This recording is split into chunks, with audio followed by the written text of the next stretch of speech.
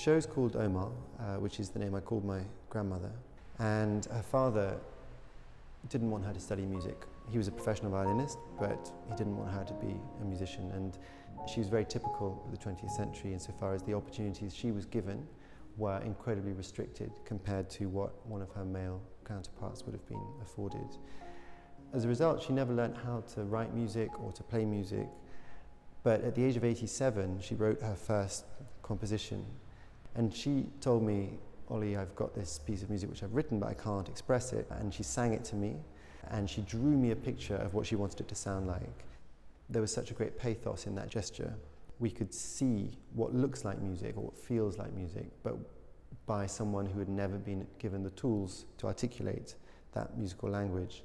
And she drew me this beautiful blue sticky score showing how all of the music should get louder and softer, higher, lower, and yet with no musical foundation to it, it became this beautiful abstract score.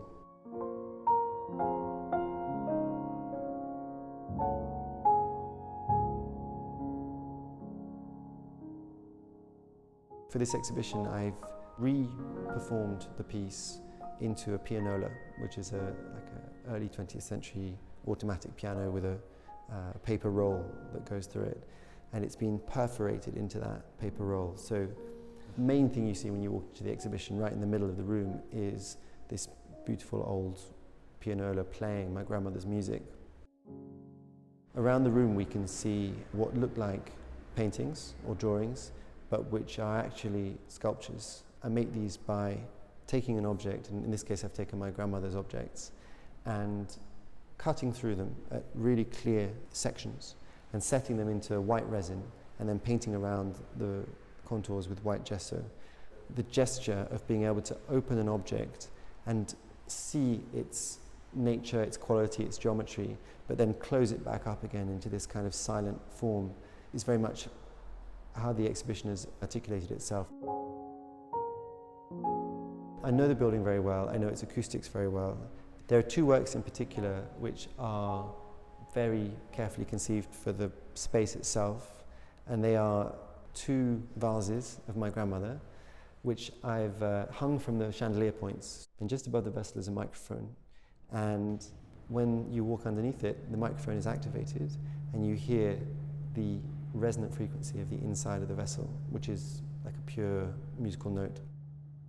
There's a nice tension between an object which has been cut once or twice and which is articulating its own form, like a camera or a pipe or a book or a paintbrush. You know, a single cut is so clean and autonomous. And there's something completely mesmerizing about seeing a three-dimensional object articulate itself in two-dimensional forms. But the recomposed works, the works which have got many different forms within them, start to tell a much richer story. So there's a piece, for example, behind me, which is the bottom of a drawer. If you imagine the detritus from someone's life and all of the bits and pieces, her glasses, an old book, some dominoes. And one of the joys about this series of work is that every object, whether it be very simple, like a ring, or quite complex, like a book, actually is proposing a million different potential compositions. And I guess it's important to say that these two-dimensional sculptures are like sound pieces. So although they don't necessarily look like sound pieces, all of them are. And it's like the whole world, the whole material world becomes a palette